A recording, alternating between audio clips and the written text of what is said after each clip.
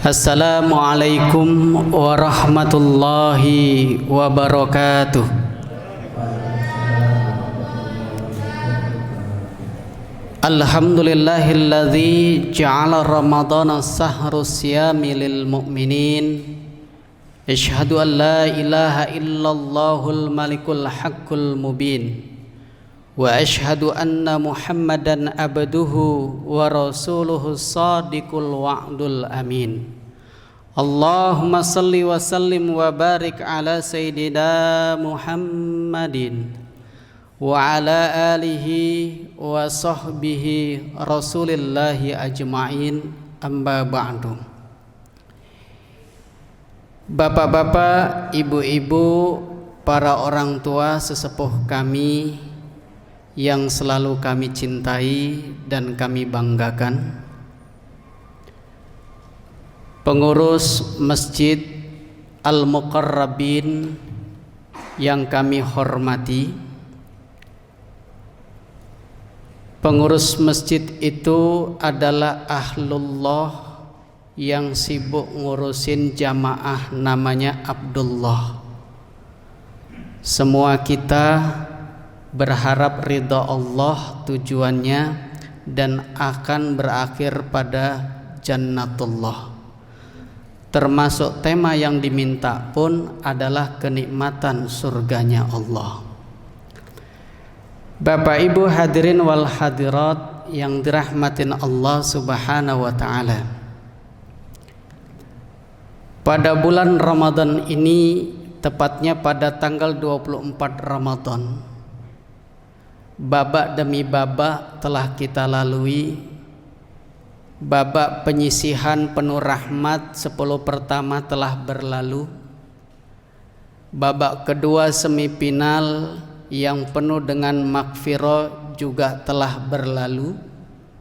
Dan sekarang kita memasuki babak final, babak terakhir, itsku minan nar, pembebasan api neraka yang sedang move on, dan mudah-mudahan semuanya mendapat Lailatul Qadar. Pada babak yang terakhir pembebasan api neraka ini sekaligus menjadi sinyal buat kita bahwa sesungguhnya harapan terbesar kita adalah Allah memasukkan kita semua ke dalam surganya. Bu, Ibu mau masuk surga? Mau aja atau mau banget? Mau banget ya. Yang penting bukan swarga nunut neraka katut. Kalau masalah itu nanti kita penjelasan bapak-bapak para sesepuh di sini. Bapak Ibu hadirin wal hadirat yang dirahmatin Allah Subhanahu wa taala. Terkait tema yang cukup menarik ini, Rasulullah sallallahu alaihi wasallam dalam satu hadis pernah mengatakan, an Abi Hurairah radhiyallahu anhu anna Rasulullah sallallahu alaihi wasallam qala kullu ummati yadkhulunal jannah illa man abah. Qalu may ya'ba ya Rasulullah? Qala wa man ata'ani dakhalal jannah wa man asani faqad aba. Rawahul Bukhari. Dari Abu Hurairah radhiyallahu an, Rasulullah sallallahu alaihi wasallam bersabda, sesungguhnya setiap umatku pastilah masuk surga, illa man abah, kecuali yang enggak mau. Makanya saya tanya ibu-ibu, mau apa enggak masuk surga? Alhamdulillah kita semua termasuk bapak-bapak jawabnya serentak mau banget pun. Tapi karena ada yang enggak mau, para sahabat jadinya kepo. Qalu, mereka mengatakan, may ya'ba ya Rasul, siapa yang enggak mau itu? Qala, Rasul kemudian mengatakan, wa man ata'ani dakhalal jannah wa man asani faqad abah. Dia yang mau masuk surga itu adalah orang-orang yang taat, maka dia akan masuk surga. Dan orang-orang yang membangkang itulah orang-orang yang enggak mau masuk surga. Jadi kalau menurut hadis ini dikaitkan dengan Quran surah As-Sams, wa nafsi wa ma sawwaha fa alhamaha fujuraha wa taqwaha qad aflaha man zakkaha wa qad khaba man dassaha. Sesungguhnya ketaatan maupun ketakwaan itu adalah pilihan setelah Allah menciptakan manusia itu sebagai makhluk yang perfect. Mau fujur atau mau takwa, fujur, durhaka, atau takwa, berusaha menjalankan perintah Allah dan menjauhi larangan Allah. Allah memberikan konsekuensi logis kalau di As-Sams, beruntunglah orang-orang yang mensucikan dirinya dan merugilah orang-orang yang mengotori dirinya. Maka Nabi pernah mengajarkan doa kepada kita, dan doa itu mudah-mudahan kita amalkan semua. Doa itu berbunyi, Allahumma ati nafsi taqwaha wa zakkaha wa anta khairum man zakkaha wa anta waliyuha wa maulaha. Ya Allah, anugerahkanlah kepadaku jiwa ketakwaan dan sucikanlah, karena Engkaulah sebaik-baik yang mensucikan, dan Engkaulah yang menguasai jiwaku sampai menghantarkan jiwa ketakwaan ini ke hadiratnya, ke hadirat Allah Subhanahu wa taala, untuk diapain? Masuk ke dalam surga. Insyaallah kita semua orang-orang yang selalu berjuang bertakwa, Allah masukkan ke dalam surga. Dan selain Ali Imran 113 menegaskan, wasari'u ila maghfiratin min rabbikum wa jannatin arduas samawati wal ard uiddat lil muttaqin. Bersegeralah kamu pada ampunan Allah, ampunan Tuhanmu yang menyediakan surga seluas langit dan bumi. Uiddat lil muttaqin itu diperuntukkan bagi orang yang bertakwa. Cukup jelas. Jadi As-Sams, kemudian Ali Imran 113 sangat berkaitan erat dan sama dengan penjelasan Nabi atau apa yang dimaksud Nabi dalam hadis yang tadi kita baca. Nah, tetapi pertanyaannya, surga itu seperti apa sih? Toh semua ustadz sehebat apapun belum punya pengalaman pernah masuk surga. Semuanya masih katanya, semuanya menjadi ilmu, semuanya menjadi keyakinan. Tetapi hebatnya orang yang beriman itu karena dia percaya kepada hal-hal yang gaib termasuk surga. Alladzina yu'minuna bil ghaib. Percaya kita dengan adanya surga. Sampai-sampai Al-Baqarah 25 itu memberikan perintah kepada kita, wa basyiril ladzina amanu wa amilus solihati anna lahum jannatin tajri min tahtihal anhar kullama ruziku minha min thamaratir rizqa qalu hadzal ladzi ruzikna min qablu wa utubihi mutasyabiha lahum fiha azwajum mutahharah wa hum fiha khalidun. Diperintahkan suruh ngapain kita? Berikanlah kabar gembira buat orang-orang yang beriman dan beramal soleh.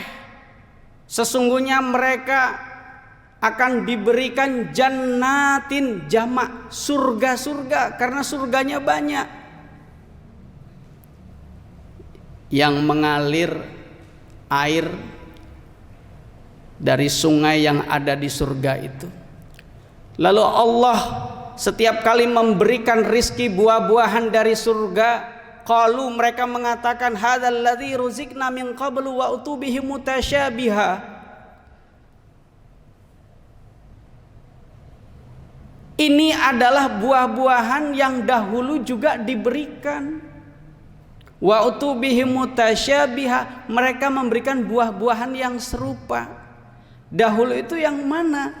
Itulah yang diberikan fasilitas surga kepada kakek kita, nenek kita, yaitu Nabiullah Adam alaihissalam dan ibunda Siti Hawa. Saking hebatnya, menariknya kenikmatan surga diberikan kepada kakek nenek moyang kita, cuman satu saja pantangannya: jangan deketin yang namanya buah khuldi. Dasar orang Indonesia, dasar manusia. Ada penelitian yang mengatakan bahwa orang Indonesia ini adalah makhluk paling kepo kedua di dunia. Jadi karena kepo, ini kok kenapa ya dilarang, padahal yang namanya di surga itu bebas. Pertanyaan itu pun kemudian menggelayut, bisikan setan pun juga datang. Kata iblis, wahai Adam, kenapa kamu nggak boleh mendekati buah khuldi itu? Dia tidak tahu. Lalu iblis menggoda, karena kalau kamu makan itu, Allah takut kalau kamu akan abadi selama-lamanya seperti dia. Akhirnya dimakan, kena bujuk rayunya iblis. Singkatnya, surga itu banyak digambarkan oleh Allah, ya. Jadi ada sungai yang mengalir, ada buah-buahan, ada kebun yang kemudian secara imajinatif oleh para penggagas seni rupa ini kemudian melahirkan arsitektur. Dan saya kira Bapak Ibu tahulah dan update, beberapa masjid menggunakan arsitektur area pertamanannya dengan gambaran-gambaran taman surga. Ada air mancur yang mengalir, ada kebun-kebun, ada buah-buah, dan kemudian di situ ada lahum fiha azwajum mutahharoh. Dikasih pasangan-pasangan yang suci. Pasangan suci ini maknanya dua. Pertama bidadari, yang kedua bidadara. Maka di taman itu dikasih perempuan cantik. Jadi kalau ngelihat taman bentuknya begitu, ada perempuan cantik, itu idenya dari gambaran surga yang begitu indah. Cuman sayangnya kadang-kadang gambar wanita cantiknya itu tak berbusana. Saya kira tidak begitu surga. Nah, bidadari-bidadari surga ini memberikan sugesti buat hamba-hamba Allah untuk terus semangat beribadah. Biarlah di dunia nggak dapat bidadari surga, nanti di surga benar-benar dapat bidadari surga. Emang bidadari surga itu gimana? Subhanallah, nggak pernah tua, cantik terus, keringatnya bau minyak misik, ya.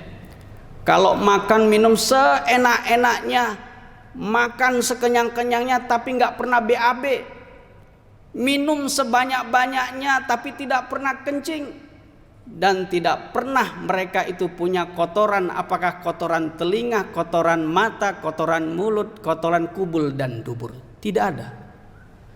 Itu adalah kenikmatan di surga. Dan sama kaum laki-laki nanti akan kaum laki-laki itu nanti akan menjadi pasangan daripada kaum wanita yang ahli ibadah. Itu hanya bahasa kita bidadara, padahal nanti akan mendapat laki-laki yang tampan, nggak pernah tua, selalu kuat sepanjang masa, nggak pernah lemah. Dan itu akan mendatangkan kenikmatan. Tapi Bapak Ibu yang dirahmatin Allah Subhanahu wa taala, kenikmatan surga itu akan kita dapatkan di surga, dan jangan terjadi ketika di dunia. Loh kok begitu Ustadz? Oh iya, karena kalau di surga itu tiap hari berseri-seri, tertawa bahagia. Coba Bapak Ibu ya, di masjid ini tiap hari tertawa berseri-seri gitu. Apa yang terjadi? Dikira orang gila. Ada ibu-ibu curhat, Bu, alhamdulillah kuping saya nggak pernah keluar kotoran. Mata saya juga nggak pernah belean. Saya nggak pernah keluar buang air besar. Saya nggak pernah kencing. Wow, ini masalah, sudah pasti bawa ke dokter. Jadi kenikmatan surga itu hanya akan ada di surga. Dan ini dipertegas oleh Rasul bahwa orang-orang yang beribadah, orang yang bertakwa kepada Allah itu ketika di surga, dia akan mendapat pahala besar yang sebelumnya mata tidak pernah melihat, kuping tidak pernah mendengar, tidak pernah terlintas dalam hati. Apa itu bentuknya? Wallahu a'lam bishawab. Mungkin itu akan dijawab ketika di surga. Bapak-bapak, ibu-ibu, hadirin wal hadrat yang dirahmatin Allah Subhanahu wa taala. Yakinlah bahwa setiap umat Nabi Muhammad dengan umur yang pendek-pendek dan kecil-kecil, sependek saya dan sekecil saya, tetapi insya Allah amalnya sederhana-sederhana tapi pahalanya berlipat ganda, dan itu akan menghantarkan kita menjadi orang-orang yang bertakwa dengan kualitas ibadah dengan pahala yang berlipat ganda, dan itu akan menghantarkan kita masuk ke dalam surganya Allah dengan kenikmatan-kenikmatan yang Allah janjikan dan tak pernah Allah dustakan. Assalamualaikum warahmatullahi wabarakatuh.